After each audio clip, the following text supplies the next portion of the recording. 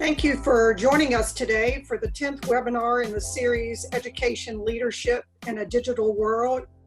Today's webinar is entitled Assuming the Superintendency in the Midst of a Crisis, a Hearts and Minds Approach. Last week, we had the pleasure of learning about professional learning communities and opportunity to move the needle on equity. If you missed it, you can find the recording at digitalpromise.org/webinars. I'm Ann Clark, former superintendent in the Charlotte-Mecklenburg schools in North Carolina, and I will be the moderator for our conversation with Jill Baker, current deputy superintendent in Long Beach Unified School District. Jill will assume the superintendency in Long Beach Unified School District on August 1. It's my privilege to invite Jill to join us now as I share a little bit about our dynamic leader from Long Beach.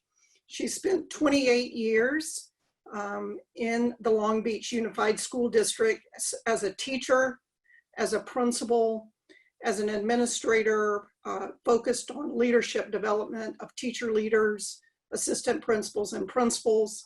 She's also served as an assistant superintendent, a chief academic officer, and deputy superintendent. On August 1st, she will become the first woman in the school district's 135-year history to serve as superintendent. Welcome, Jill. Thank you, Ann. I'm glad to be here with you today. Well, it's exciting to have this opportunity to have a conversation with you. And as we get started, I would invite our audience, if you have questions for Jill, I would invite you to place those in the questions and answers section, not in the chat, so that we're able to respond to your questions and topics that are of particular interest to you. But as we get started, Jill, I would love for you to tell me about your career in Long Beach and how it prepared you for the role of superintendent.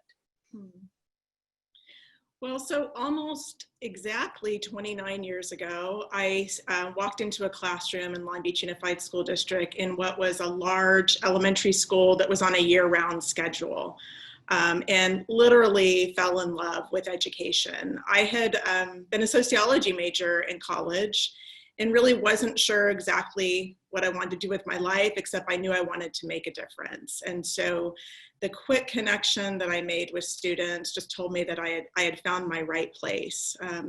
I'd been with the district for my entire career with Long Beach Unified School District, serving in the different roles that you mentioned. And frankly, I've loved every single job that I've done. They've each taught me something about myself, about the community, about how to serve, and all of the jobs that I've done have actually prepared me to be the superintendent of the school district. After serving as a teacher, I had a time of being a principal, which I absolutely loved, the sense of team and what it meant to be a part of that kind of community and to know families is something that I've tucked away and that I think about all the time in the work that I do as a central office leader. And for 15 years, I've had the pleasure of being a connection between teachers and principals and the central office and working in that balance of advocacy and understanding and leading from a central office perspective. And so here I go into the superintendency. I also would want to say that, yes, I am the first woman in 135 years, which is an absolute honor and responsibility. And the connection to our students, our girl students, but as well as our boy students has been really neat to feel the outreach that they've done to me and that I've been able to do. And I want to acknowledge that I've had great mentorship in my career, which is something that I am committed to doing as part of my work as a superintendent. And there were other women that were ready to do this job, just the timing wasn't right for them. And so they went before me, they created pathways to the superintendency for me and have mentored me all the way through to this point. And so I just want to acknowledge there was readiness, just not the right timing. So I will do it for them as well as for everyone else and myself. And glad to be at this moment. Well, and I'm just curious. I know for me, there was a job outside of education that I felt like prepared me to be a superintendent. And for me, that was being a front desk manager at a resort hotel. But how about for you, Jill? Is there a job outside of education that you feel positioned you to be ready for what's about to happen on August 1st? Yeah. So I actually started teaching at the age of 22. So my jobs prior to that were as a young adult. And a couple of things that I think about, I actually cleaned houses as a college student. And I think about the attention to detail, that having to have to some degree that self-drive and the commitment to really owning what you think is quality, even when I cleaned houses as a young college student. And I had many other jobs. I was a manager at a frozen yogurt store that helped me to learn a little bit about budget from that young perspective. But also think about my role as mom, and that the ability to be a working mom who juggles many things, who has to have good time management, who has to, have a team in her house. I'm fortunate to have a very supportive husband who we've created a team together. And so many of those things that we think of in the professional world that we interact with are true in my personal life too. And they're things that I use what I learned in my personal world to bring into my workspace. And actually, I think that's one of the things, when I think back on my career, there was a time when personal life and professional life felt really aligned. And I think of that as the time that I was becoming my authentic self. Great. Well, this year certainly started and ended very differently for you than planned. Take me back to August of 2019 and tell me about the plans that were laid for the 2019-20 school year. August of 2019 was a fabulous month. And actually, thank you for prompting me back to that time, because it inspires me to keep recreating that in my mind as we manage what's happening right now. So in the middle of August last year, a couple of really significant things happened. We had the support of Derek Spalding out of New York City, who's was working with the New York Leadership Academy at the time and now works on his own and runs a school in New York City, as well as a local artist, Baba the Storyteller, who's also written a book called Road to Ash and Dust. Both of them Black men with beautiful stories to help us to think about equity and to think about the power of story. So in terms of just setting the stage, they came in to come alongside us with our principal supervisors first for a couple of days of retreat, really getting into the launch of new work around race and equity. They prompted us to have conversations that we were wanting to have, but just some additional need for some facilitation that helped us to really get our equity and race work to a new level. Following that week was a turning point for us in the district, because our principal supervisor team and myself, with the support of Derek and Baba the Storyteller, lifted up our work in equity into new places. We filled the room, which is another thing to reflect on, 200 administrators together at round tables, talking about what it means to be a Black leader or a leader of color, talking about what it means to think about being an equity leader in new ways, and really what I'll say, going there in new conversations around white fragility and systemic racism. And so how apropos that that's where we started the year. And that was an anchor for us to come back to this spring when the pandemic hit. So from August, we launched just terrific work with the theme of Everyone Has a Story, where we heard stories from different people in our community that could tell the story of their culture and their race, along with getting into the details of what it means to be an equity leader, studying anti-bias, studying white fragility, and leading into the spring with just a huge commitment and a huge change among our principal supervisors, our principals, and our assistant principals. And then March 13th hit. Well, and you've had an opportunity to lead in Long Beach through many other crisis events over your 28-year career. How was the onset of responding to COVID different from other crises that you've had to handle in your career? Yeah, I mean, COVID, the response to COVID, first of all, it felt like tossing everything we knew up in the air and watching it above us, and then trying to sift through all of the things as they happened and they were coming. So obvious to anybody who's a school leader at this time, the kinds of decisions and the kinds of issues that we were facing were like no other time that we have experienced. And I think that something that's been somewhat destabilizing to people is just that the arc of this crisis, we can't see it. We can't see that we're to a certain point and heading downhill, as we like to say, or that we've reached the top of this and days will be better yet. We know they will at some point in the future, but I think different than having to handle the response to an earthquake or the death of a student or a staff member or the many other things that school administrators have to handle. We're just having to persist in seeing ourselves through without being able to see the end in sight.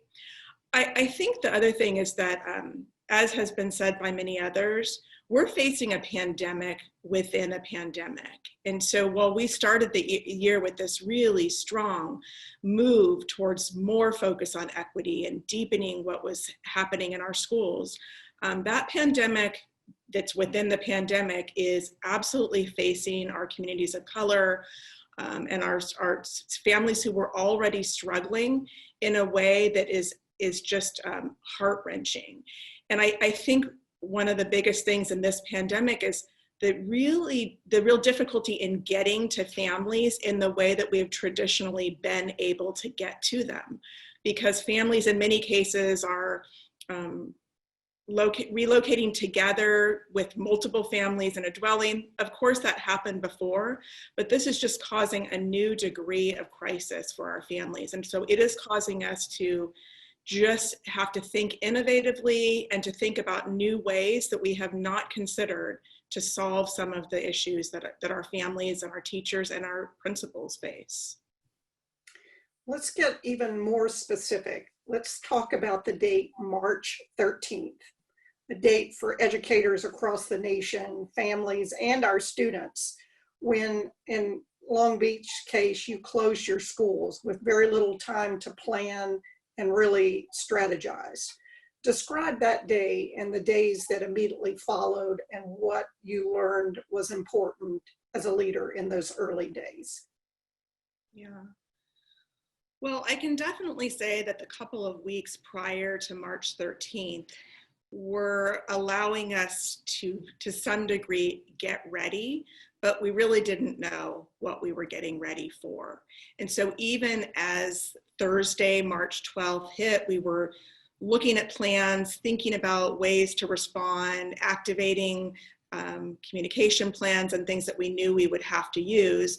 But when we went home for the night on Thursday night, our senior staff, we did not plan to close schools. So what emerged overnight in terms of health data, what was happening in our local community and at the state level and in surrounding districts, changed the course for us on Friday the 13th, ironically. And so we were actually hosting a group of principal supervisors from a district that we had been working with. So they were in to visit schools and were out in our schools with principal supervisors. We all called back to central office and things just absolutely went on fire. We made some mistakes. We sent communication out to the schools around 10 a.m. That we would need to close at the end of the day. And in our communication sequence, everything kind of went out at the same time, and we literally had students and parents and everybody receiving information simultaneously, which we've learned some lessons from that, and we've tightened up some of our methods of communication. But the day was really about thinking about students, what they would need to take home on that day, and then starting to lean in as a team and grasp each other in ways that we have not had to do prior to that day. Well, and then let's roll forward a couple days till Monday, March 16th, when you had your first interview for the superintendent position. How were you able to focus on the importance of that interview, and perhaps how did the closure of schools impact your first interview? Right. So I spent the entire weekend following our school closure preparing for what we would need to do to support students and teachers and principals on that Monday morning. In the midst of that, fortunately, I had been working on my preparation for my first interview. In the midst of that, I snuck in some time to really get myself centered on what would happen on Monday morning. Because my first interview was with a panel of about 25 stakeholders that had been commissioned by our Board of Education to participate as an advisory committee. And so it was a really big deal for me to go into that room and to know that I would be in the company of 25 people from the community.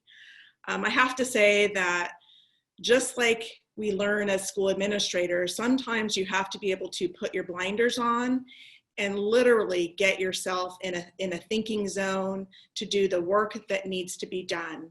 And so I was prepared to go into the room. I put my blinders on, I got myself ready and walked into the room with bringing as much of myself as I could. Interestingly enough, the committee shifted one of the questions to be about COVID. And so it did allow me to talk about even the decision-making process that I was a part of on that Friday, as well as the preparation for that Monday. And when I left the room from the interview, I literally stopped at home and I told the committee this: I'll be running home, changing out of my suit, getting some work clothes on and heading out to schools. And that's exactly what I did. I released the interview energy, I'll say, went right out to schools to see our students who were coming for meal service and being supported on the very first day of closure. Well, Jill, I've known you for a long time, and one of the things I know, you have a reputation for building teams. And so I'm just curious, as you thought about what needed to happen in the coming days and weeks following March 16th, how did your experience building a team serve you well as you continue to lead the COVID response in Long Beach? Thank you. Yes, the building of teams is absolutely something that is important to me, and it has been something that has been a focus of my career. I know that good leadership requires someone to be able to make decisions and be decisive, but I also know that in most cases, good work that's sustainable, is inclusive, involves all different kinds of thinking and processing by a team. And so the experience just reminded me of that importance. The first thing I think about is that our teams around Long Beach Unified are very focused on students. And so every time we came together, centering ourselves on the needs of students was really an important aspect of what we did. For me, I leaned into seeking strengths of each person. So when I think about our senior staff, there are some that are really quick to get something done and think about something. There are some that want to really put a plan, thoughtful plan, and be very intentional about different aspects of the work. And so I sought to really analyze the strengths of our senior team, frankly, in a way that I hadn't done in my role as deputy yet, when I saw the need for my leadership differently and the way that my superintendent was handing off many responsibilities to me. So seeking the strengths. It also required that I stepped into some different space in my own leadership. And I guess I would characterize that as getting comfortable with being uncomfortable. That's true of most of us as leaders. We find times when we're uncomfortable, but in this new space for me, it was just trying things out and being transparent in the way that I was asking the team to do different things. And if it didn't work, reflecting on that with the team. We had to work hard because so much was happening so fast. We had to really work hard at the idea of messaging and communication and reminding each other when things were unified messages and when they were going to be nuanced for high schools or elementary schools. And so there was an element of really being specific about communicating the message of the team, which involved hard conversations and involved trying to really think about the different perspectives that were being brought into the room in our team. Right. And what did you learn about your staff and your team through this process? Well, the importance of relationships within a team became very clear to me. Knowing a little bit about folks' life outside of their work. So who was managing, kids at home because their schools closed, while they were also managing this really incredibly hard work of the district. Knowing some things about communication styles of the team was really important. And I think just what it allowed me to see and to learn is how high capacity the team is in Long Beach. And that has been built on years of work on being a district that builds a lot of internal capacity over time. So when we think about our teachers who want to move into administration, it's that constant returning to building the capacity of a person to have a long career in a single district that then pays off as you see people move into different roles in the district. So lots of relationships and really acknowledging and using our styles to the best of our ability to build the capacity of the team. But I've been just so honored to work with the group through this pandemic. Well, you're certainly known as somebody who has high leadership capacity, just in terms of the work you've done over so many years in Long Beach. But I'm just curious, what have you learned about your own leadership, your own style, your own capacity that you will take forward into the coming school year? Well, I'm quick to tell a story that on March 13th in the morning, if you had told me that I was going to start to do daily at first, and then we tapered it off a little bit, video communication with the community, I would not have believed you. That's not an area of comfort for me to get up in front of a video camera and deliver message after message.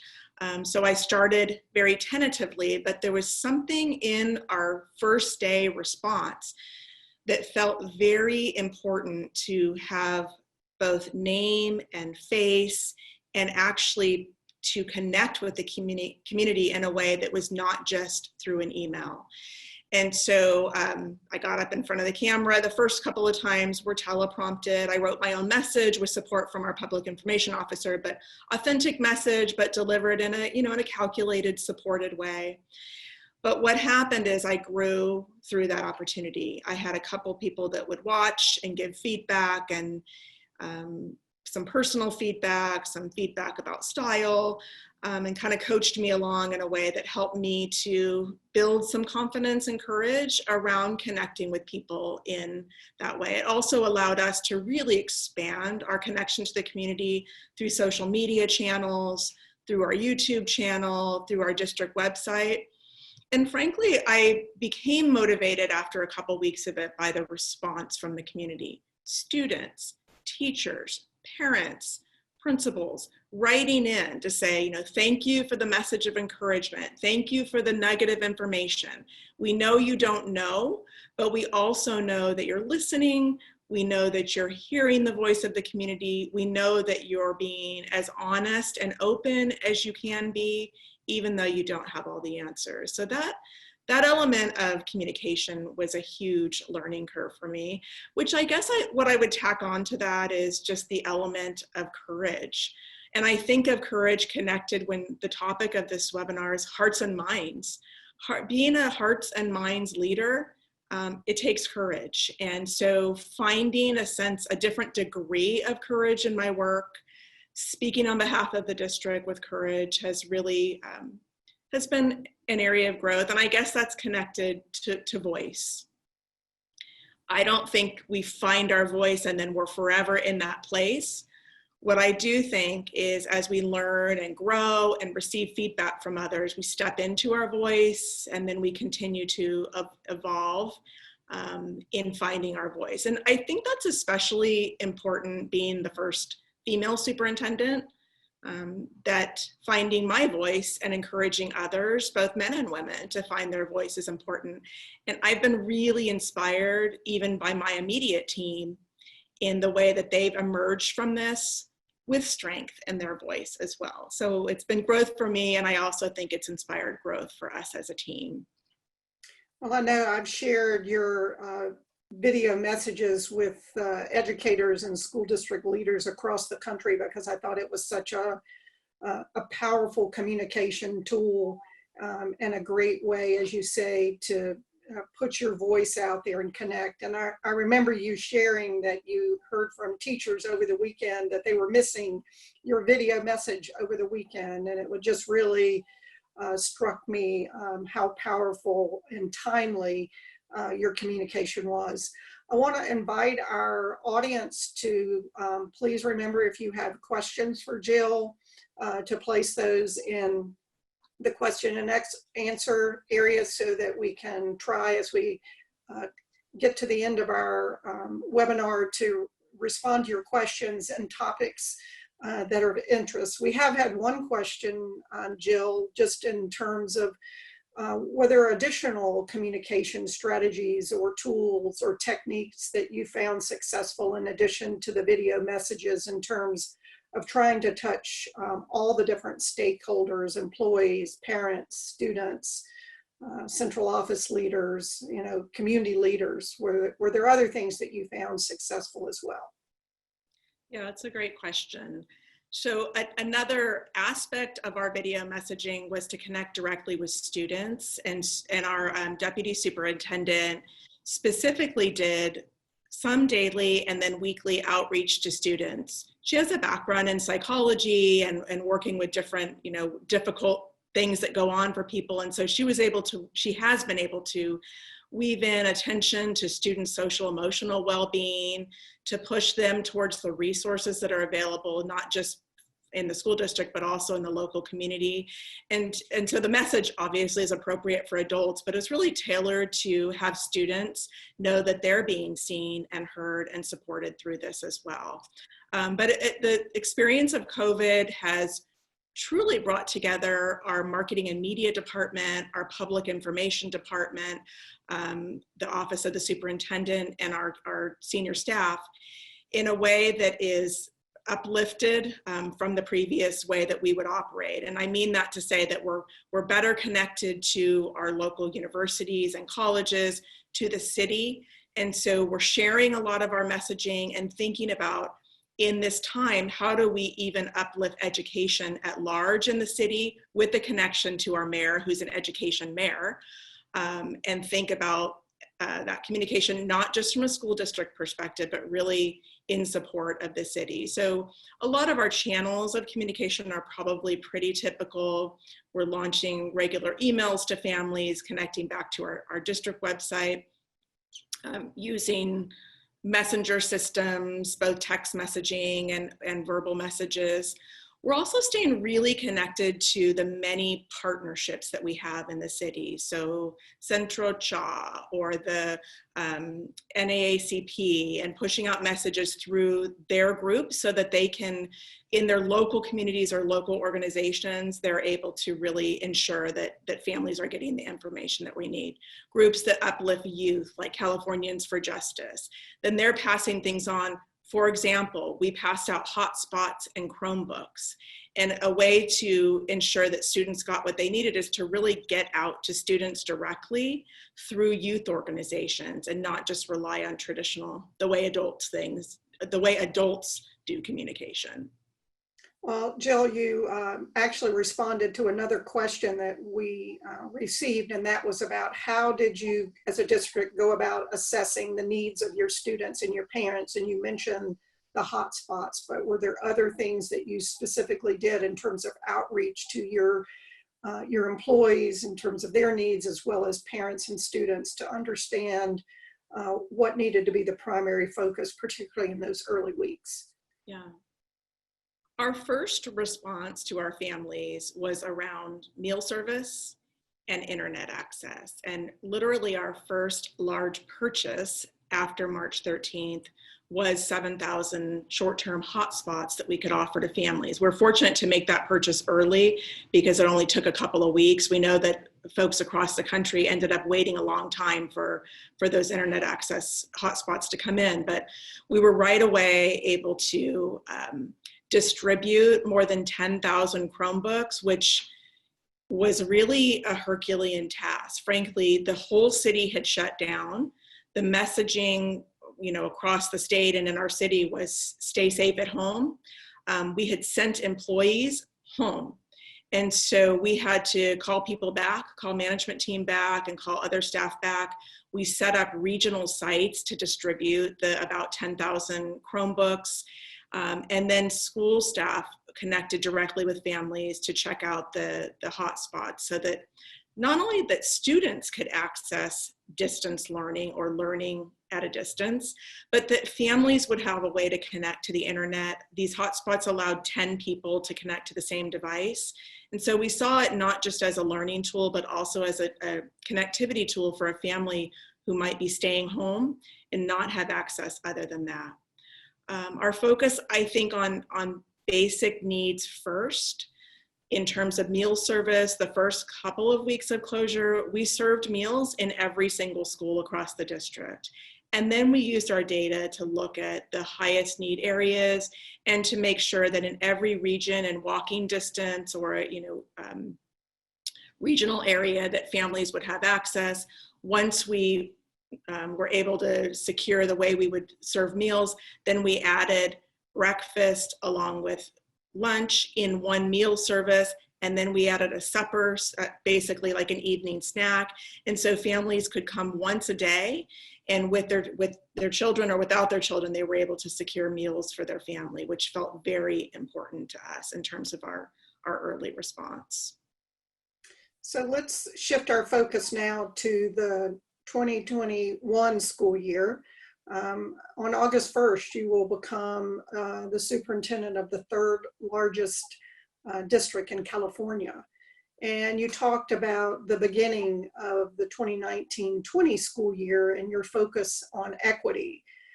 So share with us a little bit about what it means to you to put words into action as it relates to your equity approach in terms of your personal example and things that your team will be putting in place for the coming school year. So I actually can share a story from last evening. Yesterday, we had a Board of Education workshop in the morning to update our board on our plans for opening of school, along with budget engagement processes. In the evening, I had the honor of presenting to our board the idea around an equity policy, because our district has been dedicated to equity and has had a number of initiatives taking place to address issues of the achievement gap and equity. But our board is committed to equity in a way that they want to have a policy. And so one of my first acts, although I'm not officially the superintendent yet, but under the direction of my superintendent, I had the pleasure of introducing an equity policy item to the board last night. The significance of the opportunity for me is that it builds on a couple of years of work getting ready for this moment. And so it involves looking at initiatives that we already had in the district. And then more important than that, some work over the last 2 years that I've done with youth and adults, piloting and doing small scale work around anti-racism and anti-bias, with a particular focus on uplifting youth voice. And so last night, our board took action to direct staff to convene an equity leadership team that will come back to the board with policy, budget, and practical recommendations from their perspective. And so that's a next step for me. It's also the launch of 2020 in our district. It has not, it has greater significance at this time because it makes very public the district and our leadership team and our entire Board of Education's commitment to equity and what that means for the future of this district. And so that was really the launch. The other thing that's been really exciting for me to do is, because I've come up in this district and have formed the kinds of relationships that I have been able to, as I come into the superintendency, I did not do a reorganization. It's not time to do that. But I looked at every single leadership position under my jurisdiction to think about how an equity agenda will be actualized through each position. And what I've presented to our Board of Education is a redefinition of each of those leadership positions that ensures that every bit of the things we've been talking about relative to an equity agenda actually get actualized or operationalized. Of significance in those are many different jobs that will now take on an engagement strategy. So working with youth around engagement, student engagement, working with our community, working with our communities of color around curriculum redesign, engagement opportunities, budget input. And so this is just, I think, a new way to come out given the what's happening currently, but also to build on the work of my predecessor, Mr. Steinhauser, and the Board of Education, what they've done to this point. It's really just the opportunity to take big, bold next steps. Great. One of the things I've seen as I've worked with school district leaders across the country is the shift that everyone, whether business or education, has had to make to this notion of leading virtually. So as you've been leading virtually over the last 5 months, what are you hoping to model for your district leaders and teachers about ways to do that well? And what is it important for leaders in your district, central office, and at the schoolhouse to remember as they think about this idea of leading virtually? So I want to pause first and just acknowledge the work of our principal supervisors with their principals, which then impacts principals' ability to support teachers. I've led the principal supervisor initiative since we had a Wallace grant that started about 6 years ago that really transformed the role of principal supervisor in our district. Why am I talking about that? Because first of all, I want to give credit to our principal supervisors for the work that they have done in developing principles and moving through this time in a virtual environment. They have been my teachers. It's a time when I have felt my own age. I'm pretty techie, but what they have taught me to be able to do is nothing short of amazing. And so I have watched them just build the capacity of themselves to have relationships at a distance in the way that they've done their one-on-one meetings with principals, which is a model for how principals can meet with teachers, how they've maximized the use of the tools that are available to them to create conversations instead of just having one way through a screen. So much of this learning I'm testing out as well, and will contribute to the way that we open school. For example, we have a huge, exciting event that we have every year to kick off for our management team. This year we'll have to do it at a distance. And so we're planning for how to make that exciting and interactive with our management team, but at a distance. It's made me think a lot about, again, back to relationships. How do you effectively form relationships at a distance? And how do you have meetings and really look people in the eye, even if it has to be across a computer? It's also reinforced another aspect of our work as principal supervisors, and that is our evaluation systems in Long Beach are all based on a foundation of coaching.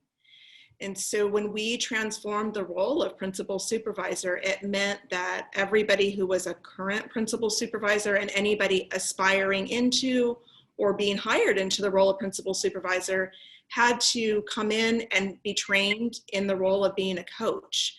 And so there's not a great tension for us between being an evaluator and a coach.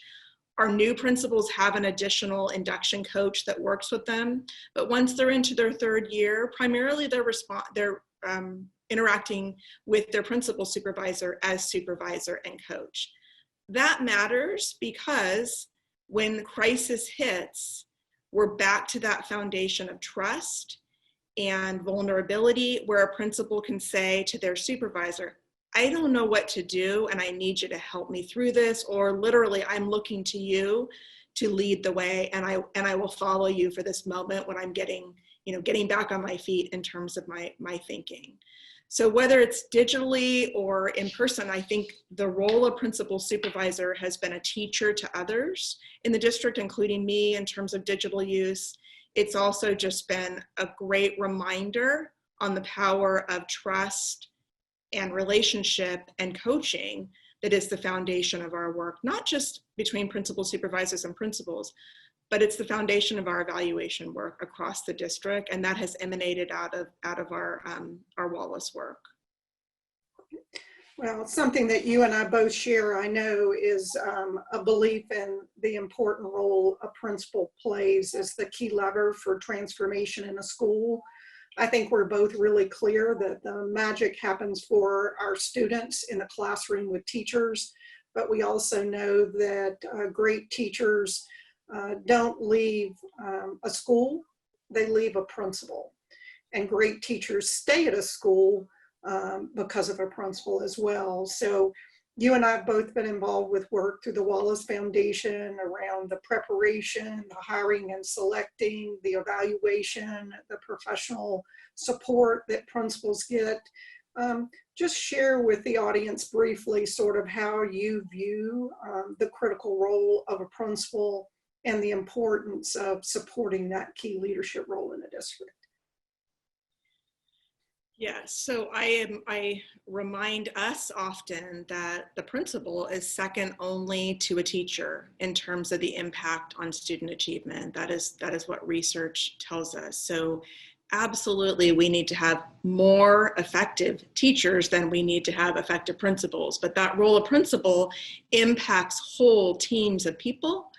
And impacts the work of central office. So while they sit in this very pivotal position, it is a position that is a community-driven position that helps the district to have a community feel to it, not just a feel of different schools across a city. So our work with principals around support to teachers and coaching teachers has had a long time focus on teaching and learning. That has been something that we have really looked hard at and built up over the last several years in our pipeline programs as we develop teachers to become teacher leaders, and those who then aspire into administration, they bring that teaching and learning background into their work as principals. So a great focus on teaching and learning and strategy and planning. The other thing is we have, over the last 5 years, really built our instructional vision in something that we call the Understandings Continuum, which you can find on our website under Understandings Continuum. And it's the way that we think about instruction. It's not totally inclusive of everything that you would want to see in a classroom, but it's a way that our teachers and administrators can work together on the foundational aspects of teaching and learning. It also signals around our belief in teams. So back to some things I started with around the role of principal in building effective teams. We know that collective efficacy is much more important than just an individual person that can make something happen. And so for teachers, for principals, and then for the learning community of principals, that focus on collective efficacy has been part of the work that we've done, both in our regular interaction with principals and training, as well as in our pipeline programs. Great. I'm going to say to our audience again, I have one final question for Jill. And so if there are members of our listening audience today that have a particular question or interest area and you'd like to ask Jill a question, just encourage you to place your question in the question and answer section on the webinar screen, and we'll try to get to as many of those questions as time allows. But my last question for you, Jill, is really how do you manage your version of life balance, particularly at a time where your work and your home have been merged under one roof? if you will. So share with our audience what works for you as a way to continue to refresh yourself and bring your full self with all the energy required to be a district leader to work every day. Yeah. I appreciate you saying my version, because I think sometimes it's really not fair to say balance, but the version of balance that keeps us well and keeps us able to do really hard jobs, whether you're a teacher or principal or central office or superintendent. And so I think there's a few things that just help me to stay balanced. So 4 years ago, I was going through breast cancer diagnosis and treatment. And from that, I really had to take a step back and think about how I care for myself while I'm caring for others. And so one of the things that I have been really committed to since that time is ensuring that I've got exercise built into my week. And it is, for me, it's been a return to something that I did as a child in swimming. When I was rehabilitating my body after that surgery and going through that really hard time, I was at the gym looking out and thinking, wait, I used to love to swim. And so February of 2017, I started swimming again. And what I have found that to be is absolute mental peace, just a soothing of my physical body, as well as really helping me to be super strong to do the work that I do every day. I've also explored, I'm taking Pilates lessons on a reformer and trying to, just find strength in that as well. I have a spiritual life that I nurture. I have really nice time with family. I have an older son who's a college student, but making time for a conversation when he's around, whether it's on the phone or across the table, and then just blocking things out in segments. So for me, if I don't have a district event, which I have to say is an interesting positive during a really hard time, that Saturdays typically had been work for me. During COVID, they've released, the district events and other things that are not happening, has just allowed me to really spend some time with my husband in different ways, to walk, to talk, and just to really take a few hours, if nothing else, if not a whole day, a few hours to just unplug, as we like to say, and like you said, and step back from the work, and to just soothe and recharge for what comes in the week ahead. I also try to do that with staff. And I recently have had a couple conversations with leaders who said, I notice that you try to make Saturday a quiet day. And so I've become very cognizant, not just for myself, but really in service to those who I work with, that the more that I work, the more that they work. And so if we need to nurture ourselves, but it's also a model for other people that we've got to find a way to step back, and that it's okay. If we expect people to go 24/7 nonstop, if we model that, that's what people think that they have to do. And I worry about burning people out. So it's for myself, but it's also for my team. Yeah, that's a lesson I learned as well, Jill. One year I made a ruling that from the Wednesday before Thanksgiving until the Monday after Thanksgiving, there would be no emails in the district. And I got more feedback from that decision than almost any decision I made in my tenure as superintendent. But it was the power of the message to allow everyone to unplug, and giving people permission to do that is powerful. Yeah, and that's hearts and minds part of the work too. I mean, that's really a connection to our hearts and our minds, and needing to think about that. Absolutely. I know that there are lots of aspiring superintendents in our audience today, and we've heard from one of those aspiring superintendents a question for you, Jill, about any advice you would have for members of our audience that are aspiring to be superintendents that you think could be helpful. I guess what I would offer is just seeing everything as a learning experience. I've been asked to do the other duties as assigned in all the different jobs that I've done, not knowing how I'll use that. An example is several years ago, I was asked to lead a school naming committee. which set policy or recommended policy to the Board of Education. Well, you can imagine how that's useful to me now, given the context of decisions that we'll have to make in the district in the days ahead. So use everything as a learning opportunity. Absolutely find mentors. Women find men and women, others that don't lead like you, because there's a lot to learn and to reflect upon by finding others who don't lead like you. Be an avid reader and an avid learner. I think the evolution of self is really important. And I think being transparent about things you're learning and trying on is really important as well too. So find your voice. That's another thing that we talked about, finding your authentic voice that you can use and be comfortable with while you're being uncomfortable, are just some things that I guess I would close with as advice. Right. Thank you, Jill. As we come to a close with our conversation, I'm really struck by a quote from Abraham Lincoln. And it reminds me very much of what I've learned listening to you talk today. And the quote says, "It often requires more courage to dare to do right than to fear to do wrong." And I know, Jill, in my opportunity to learn from you as a leader and to watch your leadership journey over the last 10 years, that you have exhibited incredible courage to do the right thing on behalf of students, teachers, school leaders, and your community, and that you haven't allowed fear to keep you from doing what was right. And I'm really excited for you in the next steps in your leadership journey, starting on August 1st as a superintendent, and look forward, like so many across the country, to seeing what happens for the students and employees in Long Beach.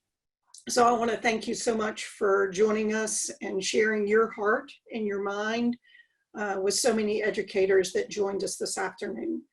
And next up, I want to just remind our audience that the next series, which will be Wednesday, July 22nd at 1 o'clock Eastern Standard Time, will be focused on rethinking education, resources for safe and equitable planning for fall with Transcend Education. And we certainly want to acknowledge the Wallace Foundation for your funding support of this education leadership for a digital world. I'd also invite folks, as you sign off on our webinar this afternoon, to please take a brief moment to complete a survey which gives us feedback on what you liked and where there are opportunities to improve our webinar series as we move forward. And again, a special thank you to Jill Baker for being so willing to share her leadership journey and the learning she's had as a leader over a very distinguished career. Thank you so much.